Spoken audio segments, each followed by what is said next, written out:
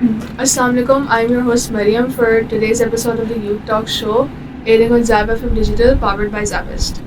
Today I'm here with three of my guests. Please introduce yourselves. My name is Aisha Irfan. It's me, Amna Chauhan. It's me, Hareem Athar.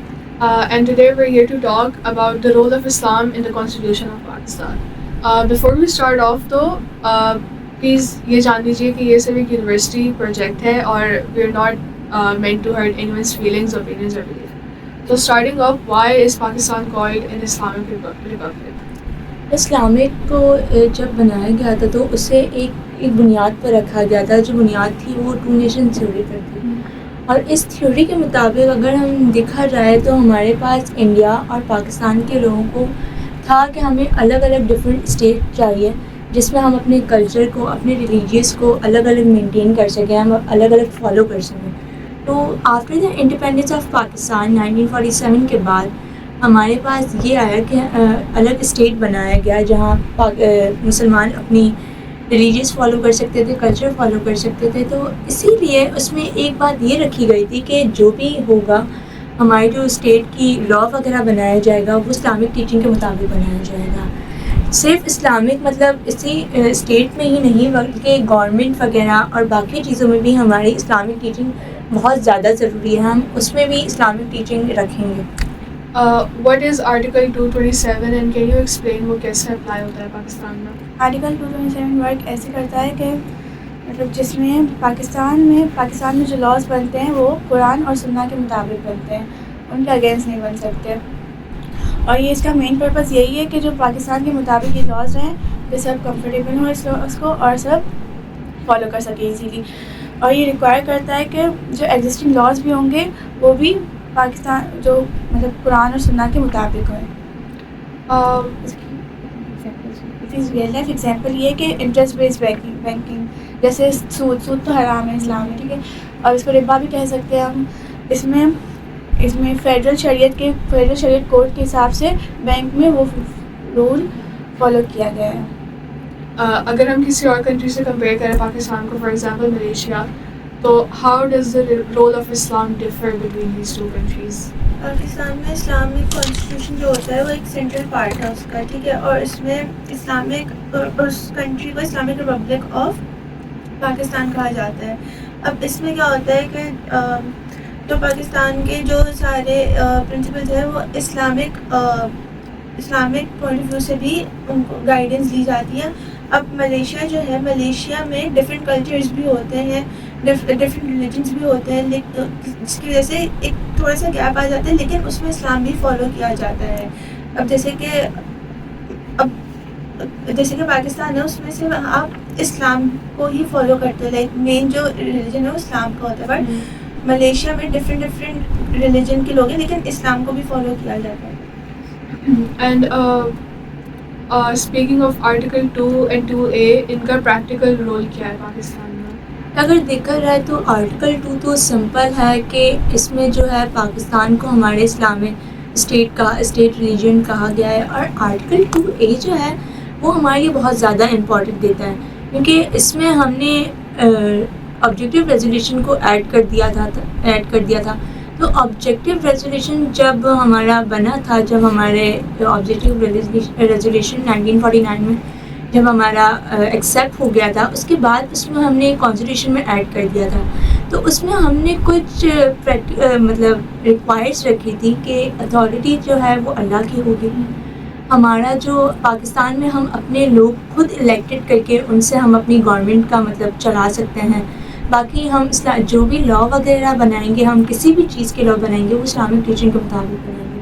تو اس میں practical ہم نے یہ دیکھا گیا تھا کہ ہمارا جو یہ گورنمنٹ ہے اس میں ہی صرف ہمارے انسٹیٹیوشن میں اور گورنمنٹ میں صرف ہم یہ اسلامک ٹیچنگ نہیں کر سکتے، بلکہ ہمارے پاس کچھ انسٹیٹیوشنس بھی ہیں جو ہماری قانون وغیرہ کو دیکھتی ہیں کہ یہ اسلامک ٹیچنگ کے مطابق چل رہا ہے یا نہیں چل رہا ہے، اس میں کچھ کمی ہے یا یہ لوگ غلط ہے. تو اس میں کافی چیزیں ایسی بھی تھیں. پاکستان میں ہمارے پاس ہے اسلامک آئیڈیالوجی کاؤنسل، تو وہ ہے کیا اور وہ کرتی کیا ہے؟ کاؤنسل آف اسلامک آئیڈیالوجی یہ ہے کہ یہ ایڈوائزری باڈی ہے جو پارلیمنٹ اور گورنمنٹ کو یہ ٹیچ کرتی ہے کہ جو لاز ہیں وہ اسلام کے مطابق ہیں یا نہیں.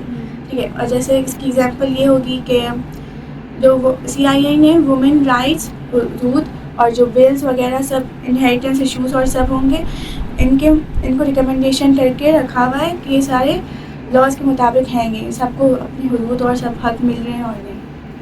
تو کیا ڈیموکریسی اور اسلامک آئیڈیالوجی ایک ساتھ رہ سکتے ہیں؟ جی بالکل رہ سکتے ہیں.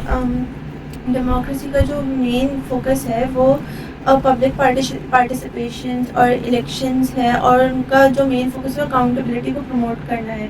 اب ان کا جو اس میں آپ کی جسٹس انکلوڈ ہوتی ہے, آپ کی کنسلٹیشن انکلوڈ ہوتی ہے, آپ ایڈوائس لیتے ہو, تو اب اس کی وجہ سے آپ مطلب ڈفرینٹ چیزیں ہوتی ہیں.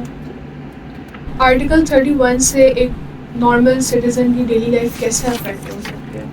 آرٹیکل 31 میں مین فوکس یہ تھا کہ ہمارا جو اسٹیٹ ہے اس کو چاہیے کہ ہمارے جو سٹیزن ہیں, ہمارے جو لوگ ہیں, ان کو بتائیں کہ ہماری اسلامک ٹیچنگ کے تھرو ہم اپنی لائف کیسے گزار سکتے ہیں, کیسے ہم اپنی لائف اسپینڈ کر سکتے ہیں, کس طرح ہم اس کو اسلامک ٹیچنگ کو اپنی لائف میں ڈیلی لائف میں یوز کر سکتے ہیں. کچھ چیزیں ایسی ہیں, اگر اس میں کچھ ایگزامپلس دی جائیں تو ہمیں دیکھا جائے ہمارے پاس اسکول میں جیسے کہ ہم مینڈیٹری ہے, ہمارے پاس اسلامیات کا سبجیکٹ پڑھاتے ہیں, ہم قرآن کی تعلیم کو بہت اہمیت دیتے ہیں. ایز اے مسلمان ہم مدرسے جاتے ہیں, ہم مسجد میں مطلب قرآن کو پڑھاتے ہیں, اور کافی انسٹیٹیوشن جیسے یونیورسٹیز وغیرہ میں بھی ایک سیمسٹر میں تو اسلامیات کا کورس لازمی ہوتا ہے جہاں تک میں نے دیکھا ہے. تو اس کے بعد اگر ہم نے دیکھا ہے کہ سیمینارز وغیرہ کو بہت سے دیے جاتے ہیں اسلام کے بھی, تو اسی طرح سے اس کا آرٹیکل 31 کا صرف یہ مقصد نہیں تھا کہ ایجوکیشن کے یا انسٹیٹیوشن تک, بس اس کا یہ مقصد تھا کہ ہم ایک سوسائٹی بنائیں جہاں پر آنیسٹی ہو, جسٹس ہو, رسپیکٹ ہو. اسی طرح سے ہم اسلام کو پورا وہ کریں, سب کے سکھائیں, اور اچھی طرح سے ہم اپنے سٹیزن کو کر سکیں. اگر ہم پاکستان میں دیکھے ہوئے کوئی کیسز کو دیکھیں جیسے Hakim Khan versus the government of Pakistan, تو اس کا کیا نتیجہ تھا؟ حکیم خان کیس یہ تھا کہ جس میں نا بہت امپورٹنٹ کیس تھا یہ. 1992 میں سپریم کورٹ نے یہ آرٹیکل 2 ہے جو امپورٹنٹ ہے, جو اسلامک پہ اس پہ کرتا ہے. ٹھیک ہے, یہ اسلام پہ ریفلیکٹ کرتا ہے یہ والا لا, لیکن جو کورٹ کلیریفائڈ کیا تھا کہ جو 2A آرٹیکل ہے وہ آٹومیٹکلی اوور ویو نہیں کر سکتا جو دوسرے لاز ہوں گے, ٹھیک ہے, کانسٹیٹیوشنس ہوں گے. اس لیے ان دونوں کو بیلنس کر کے مطلب اسلام کا بھی اوور ویو کا, اسلام کا بھی پرسپیکٹیو رہ کے, اور جو باقی کانسٹیٹیوشنس تھے اور جیسے ڈیموکریسی وغیرہ سب ان کو بھی بیلنس کر کے کیا گیا تھا حکیم خان میں. And to close it off, ایسے کیا چیلنجز آ سکتے ہیں یا آتے ہیں to implement these Islamic provisions in Pakistan? Islamic provisions کو امپلیمنٹ کرنے کا جو سب سے بڑا مین چیلنج ہے وہ ان کی ڈفرینٹ انٹرپریٹیشنز ہیں. اب بہت سارے اسکالر جو ہیں وہ اپنے مختلف طریقوں سے ٹیچنگس بتا کے گئے ہیں, تو ان کو انڈرسٹینڈ کرنا چاہیے سب کو. اور پھر دوسرا مین چیلنج ہے کہ جو ہماری ماڈرن ٹیکنالوجی ہے, آپ کی اکنامک کنڈیشنز ہیں, ان کے ساتھ اسلامک ٹیچنگس کو بھی انڈرسٹینڈ کرنا چاہیے.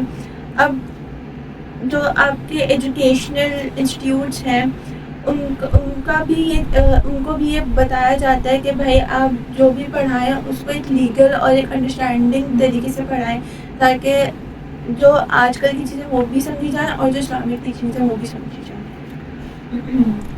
Thank you for being here سب سے پہلے. اینڈ آئی تھنک ہماری کی ٹیک اویز اس ڈسکشن سے یہی ہیں کہ Pakistan is an Islamic republic, تو obviously ہمارے کانسٹیٹیوشن میں بھی اسلام کا کافی بڑا رول ہے. And democracy and Islamic provisions can exist. تھوڑے بہت چیلنجز آتے ہیں but they can exist. And once again thank you so much for being. Thank you so much. Thank you.